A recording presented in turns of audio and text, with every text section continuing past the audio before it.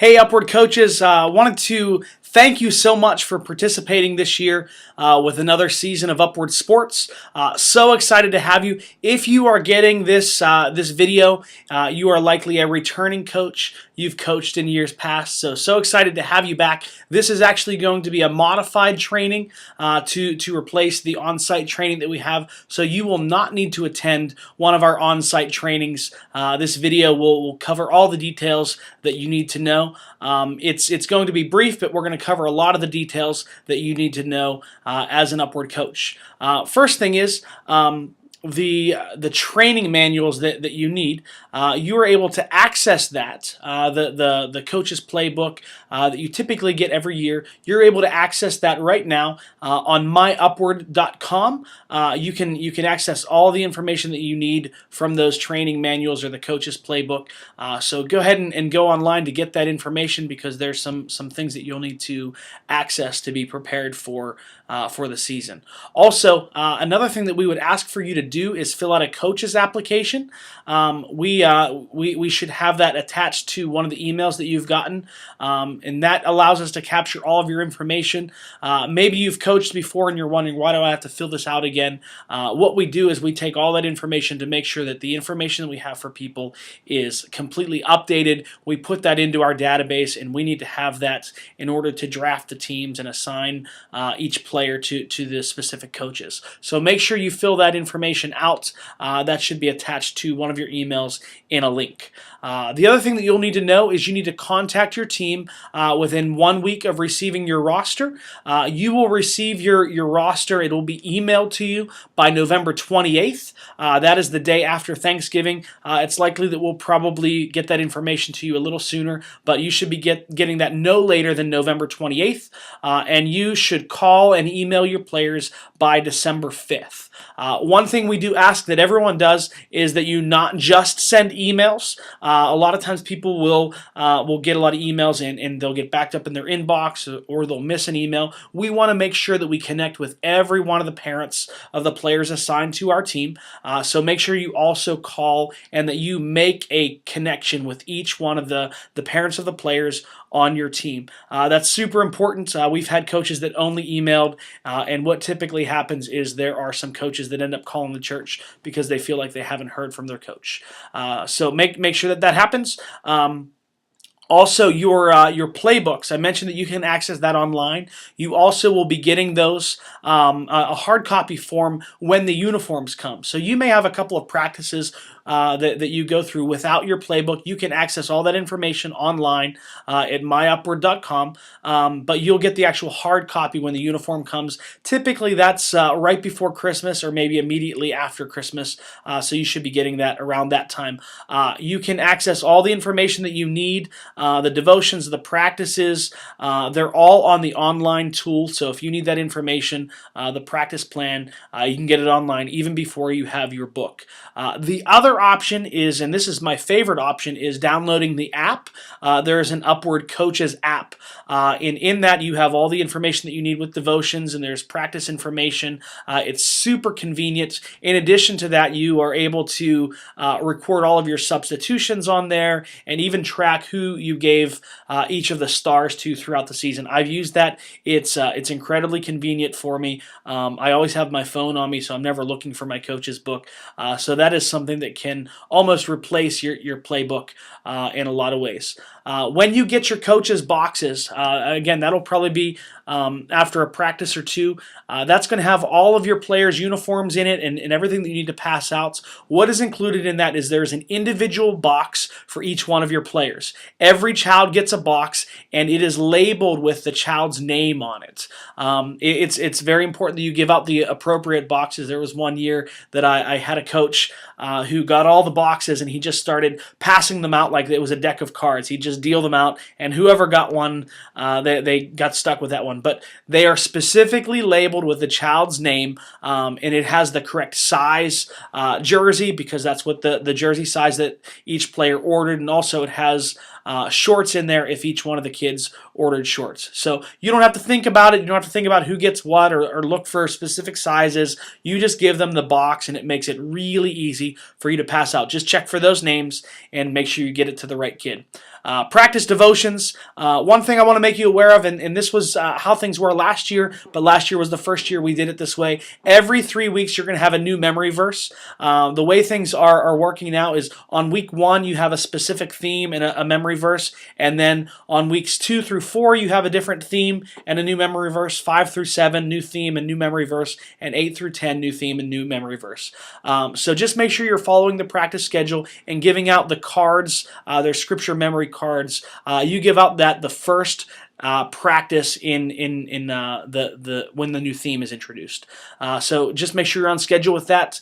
The last practice that you have with your team, you want to give out the gospel presentation. You do the gospel presentation and pass out the special gift that's associated with that. Whenever your last practice falls, make sure you do that presentation with your team and give out the gift. We're not all going to be on the same schedule. Some teams are going to have to cancel practices certain times, so everyone's not going to stay on the same schedule. So whenever your last practice falls, whichever practice number that is, make sure that you give out that special gift and also do the gospel presentation.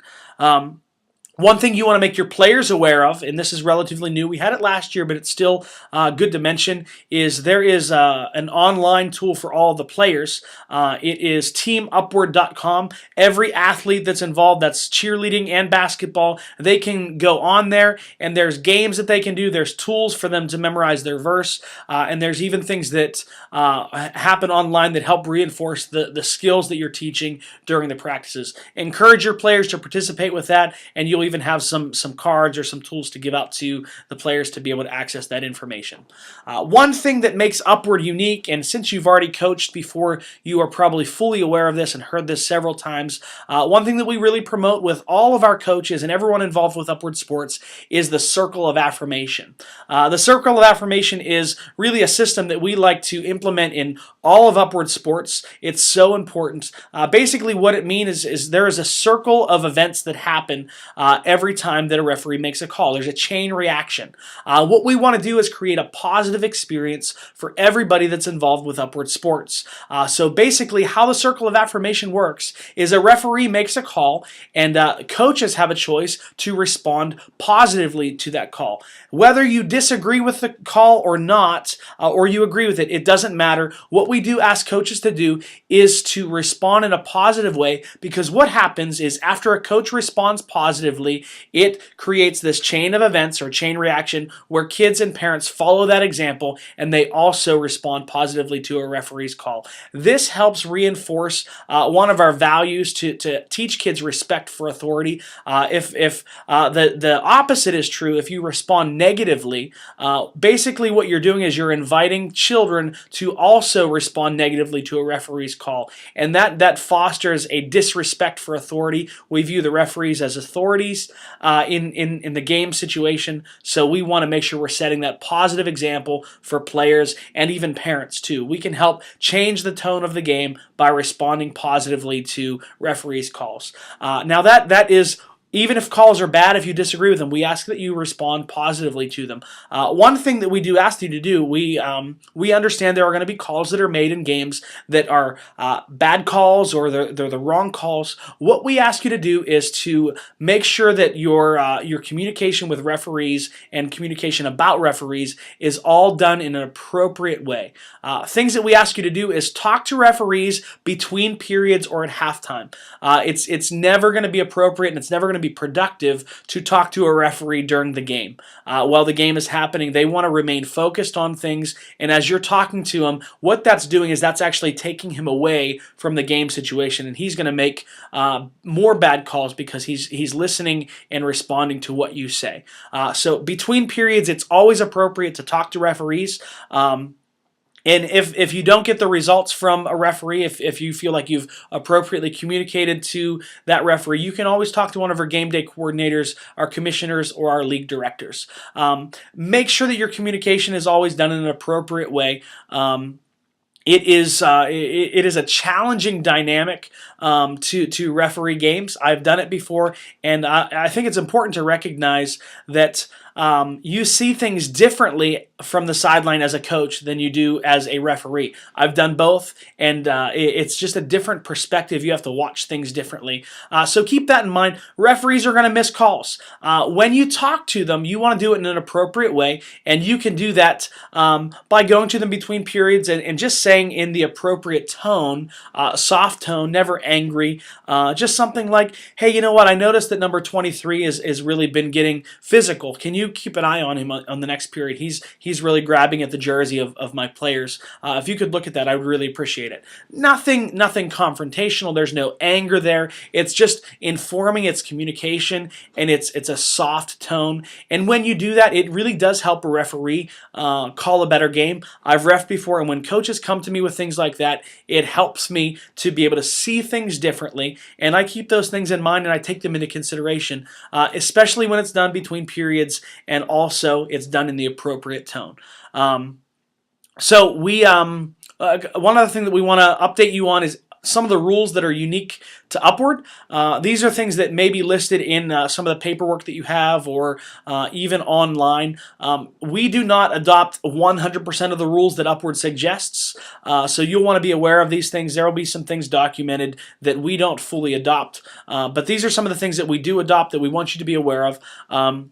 One thing is, and this is relatively new, it was new last season, we want all players to fire that last second shot. So as the clock is counting down, we want them to throw up that last second shot, and who receives the ball in the next period will be determined by the possession arrow. So who ends the period with the ball doesn't matter. We make sure that we only use the possession arrow. So encourage your kids to throw up that last second shot. That's always appropriate.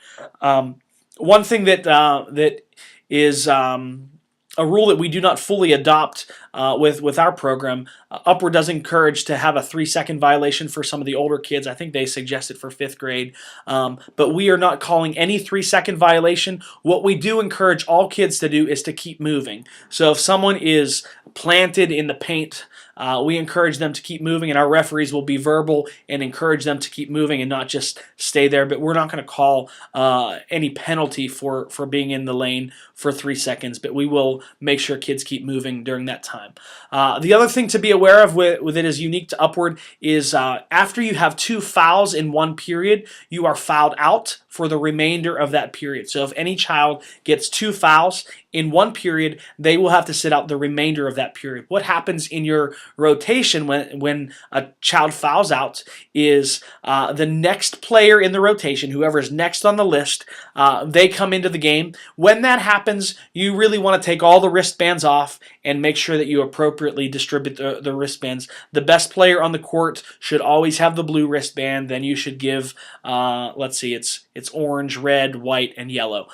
Always rank your players on the court in that order. Blue is the top player, then the next player is red. The next player is orange, then red, white, and yellow. Yellow would be your least skilled player that's on the court. When somebody comes off the court because they foul out, you want to take all the wristbands off and make sure that you have that all appropriately arranged for the remainder of that period. Another thing that we will do in Upward in all leagues is we will end up calling traveling. At the beginning of the season, especially for the kindergarten and first graders, we allow a little bit of leniency, but we do call traveling regardless of age group. Probably for the first several games, our referees are going to try to talk kids out of it, and probably will avoid making those calls in the backcourt. So there is leniency for the younger kids because if we called every traveling call with that age group, the game would never get going. But there are some things that we would let go. So that kid that is driving down the lane and goes to stop to take a shot and they shuffle their feet and take 3 or 4 mini steps. Those are things that we probably will let go. In the older leagues, we wouldn't let that go. So keep that in mind, especially at the beginning. We try to coach kids through that because our goal is to develop skills with the kids. And with the younger kids, they don't even have the coordination to be able to follow all of the rules 100%, especially when you're talking about 5-year-olds. Another thing to keep in mind is the last 2 minutes of every game. Any foul results in we don't do penalty shots, so a shooting foul is an automatic 2 points, and a non-shooting foul is an automatic 1 point for the team that was fouled, and that team continues to have possession of the ball. So in the last 2 minutes, we do that to keep the game moving, to not have foul shots. We want kids to have as much playing experience as possible, not stop the game in the last 2 minutes. Remember, we have a running clock throughout the entire time, so we want to keep the game moving. So it does not benefit your team to have fouls at the end of the game to try to regain the ball, and that's the reason that we have that in place. And the other thing to be aware of is we do not have an and one rule. So if you get fouled in the act of shooting, you get if you make the shot, it just counts as a made basket. There's no additional shot on top of that. So when you get your coach's guide or you look that up online, you may see some things that don't 100% line up with the things that I just mentioned. But those are the ways that we're going to be running things this year. If you have any questions, please email us. You'll probably be getting this email, this video in an email form, so you are welcome to respond to that email. Ask us questions. We're here to help you. We're here to support you. If you need anything, please let us know. Thank you so much for being involved this season. I especially appreciate all of you who are returning coaches coming back for another year. It's great having experienced coaches on our team, and it really makes the Upward experience so much better for the kids. Thank you. I appreciate you. Have an awesome season, and I'll see you later.